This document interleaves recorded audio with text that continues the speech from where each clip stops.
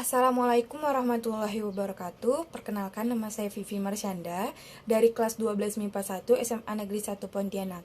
Nah, di video kali ini saya akan menjelaskan tentang masuknya ajaran Islam ke Indonesia. Nah, di sini ada 4 teori masuknya agama Islam ke Indonesia. Berikut penjelasannya. Yang pertama yaitu teori India atau Gujarat. Teori India atau teori Gujarat menyebutkan agama Islam masuk ke Indonesia melalui para pedagang dari India Muslim Gujarat yang berdagang di Nusantara pada abad ke-13. Saudagar dari Gujarat yang datang dari Malaka kemudian menjalin relasi dengan orang-orang di wilayah barat di Indonesia. Setelah itu terbentuklah sebuah kerajaan yang bernama Kerajaan Samudra Pasai. Selain itu, teori ini juga diperkuat dengan penemuan makam Sultan Samudra Pasai Malik As-Saleh pada tahun 1297 yang bercorak Gujarat. Yang kedua yaitu teori Mekah. Proses masuknya Islam ke Indonesia adalah langsung dari Mekah atau Arab. Terjadi pada abad pertama Hijriah atau abad ke-7 Masehi. Para pedagang dari Timur Tengah memiliki misi dagang dan dakwah sekaligus. Bahkan, motivasi dakwah menjadi pendorong utama bagi mereka datang ke Nusantara. Lalu yang ketiga ada teori Persia yang menyebutkan bahwa proses kedatangan Islam ke Indonesia berasal dari satu daerah Persia atau Parsi yang sekarang disebut dengan Iran. Sebagai buktinya, terdapat beberapa kesamaan budaya dan tradisi yang berkembang antara masyarakat Parsi dan Indonesia seperti peringatan 10 Muharram atau Asyura dan ditemukannya makam Maulana Malik Ibrahim, tokoh ulama dari Persia di tahun 1419 di Gresik. Yang terakhir yaitu teori Tiongkok.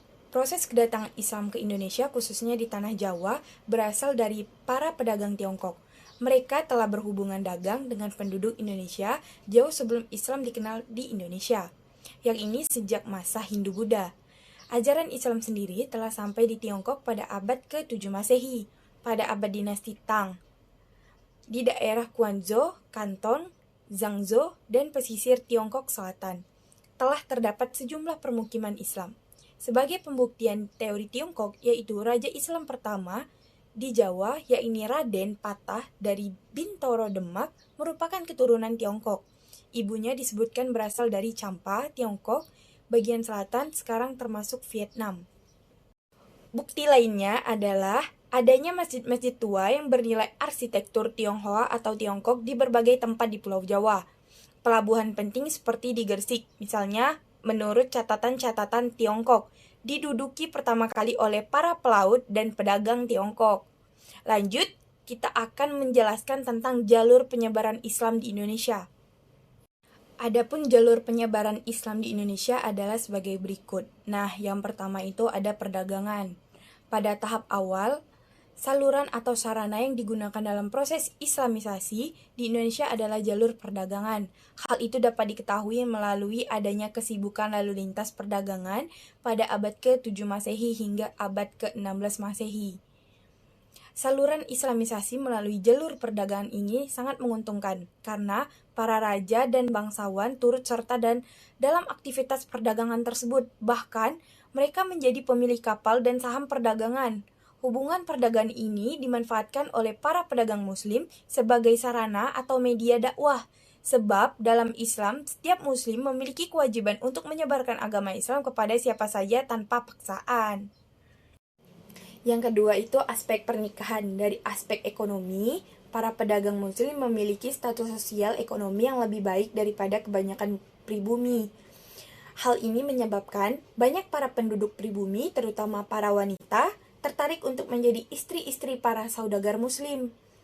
Hanya saja ada ketentuan hukum Islam bahwa para wanita yang akan dinikahi harus diislamkan terlebih dahulu. Para wanita dan keluarga mereka tidak merasakan keberatan karena proses pengislaman hanya dengan mengucapkan 2 kalimat syahadat tanpa upacara atau ritual lainnya. Yang ketiga itu ada jalur pendidikan. Proses Islamisasi di Indonesia juga ditempuh melalui sarana pendidikan. Para ulama banyak yang mendirikan lembaga Islam berupa pesantren. Pada lembaga inilah, para ulama memberikan pengajaran ilmu keislaman melalui berbagai pendekatan, sampai kemudian para santri mampu menyerap pengetahuan keagamaan dengan baik. Setelah mereka dianggap mampu, mereka kembali ke kampung halaman untuk mengembangkan agama Islam dan membuka lembaga yang sama. Dengan demikian, semakin hari lembaga pendidikan pesantren mengalami perkembangan, baik dari segi jumlah maupun mutunya. Yang keempat adalah jalur kesenian. Saluran islamisasi melalui kesenian yang paling terkenal adalah melalui pertunjukan wayang. Seperti yang kita ketahui, bahwa Sunan Kalijaga adalah tokoh yang paling mahir dalam mementaskan wayang. Dia tidak pernah meminta upah, materi dalam setiap pertunjukan yang dilakukannya. Sunan Kalijaga hanya meminta kepada para penonton untuk mengikuti pengucapan dua kalimat syahadatnya. Selain wayang, media yang dipergunakan dalam penyebaran Islam adalah seni bangunan, seni pahat, seni ukir, seni tari, seni musik, dan seni sastra. Nah, yang kelima itu ada jalur tasawuf. Salah satu sifat khas dari ajaran ini adalah akomodasi terhadap budaya lokal, sehingga menyebabkan banyak masyarakat Indonesia yang tertarik menerima ajaran tersebut. Itu sebabnya para pengajar tasawuf atau para sufi adalah guru-guru pengembara dengan sukarela mereka menghayati kemiskinan. Nah, yang keenam itu politik. Di Maluku dan Sulawesi Selatan, kebanyakan rakyat masuk Islam setelah rajanya masuk Islam terlebih dahulu. Pengaruh politik raja sangat membantu tersebarnya Islam di wilayah tersebut. Jalur politik juga ditempuh ketika kerajaan Islam menaklukkan kerajaan non-Islam baik di Sumatera, Jawa, maupun Indonesia bagian timur. Sekian dari saya, mohon maaf jika ada salah kata atau tutur kata yang tidak berkenan di hati audiens atau pendengar. Sekian dan terima kasih. Wassalamualaikum warahmatullahi wabarakatuh.